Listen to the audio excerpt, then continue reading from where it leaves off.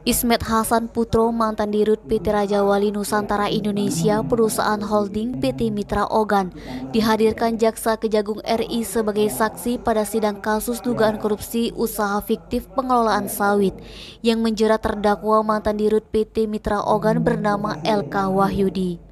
Dia dihadirkan bersama 3 petinggi PMO lainnya sebagai saksi, yakni Insinyur Agus Purnomo, Yofiani Rifirmansyah, serta Andris Katamin di hadapan Majelis Hakim Tipikor Palembang diketuai Mangapol Manalu SHMH, Rabu 27 April.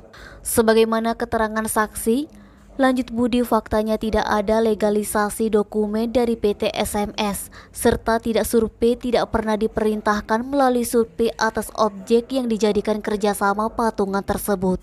Menurut pejabat RNI, kegiatan usaha patungan tersebut apabila tetap diteruskan bisa berpotensi merugikan keuangan.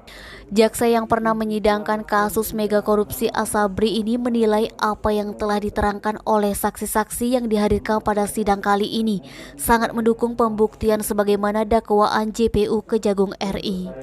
Pada sidang selanjutnya masih tetap agenda pembuktian perkara dengan menghadirkan saksi-saksi di persidangan. Diketahui terdakwa LK Wahyudi didakwa oleh JPU Kejaksaan Agung RI dengan sangkaan diduga telah melakukan tindak dugaan korupsi dengan membangun usaha patungan fiktif dan pengelolaan lahan sawit antara PT Mitra Ogan dengan pihak lainnya di tahun 2010 lalu. Atas perbuatannya berdasarkan audit negara mengalami kerugian senilai lebih kurang 32 miliar lebih. Terdakwa LK Wahyudi diancam melanggar pasal 2 ayat 1 atau pasal 3 Jo pasal 18 Undang-Undang Republik Indonesia nomor 20 tahun 2001 tentang tindak pidana korupsi.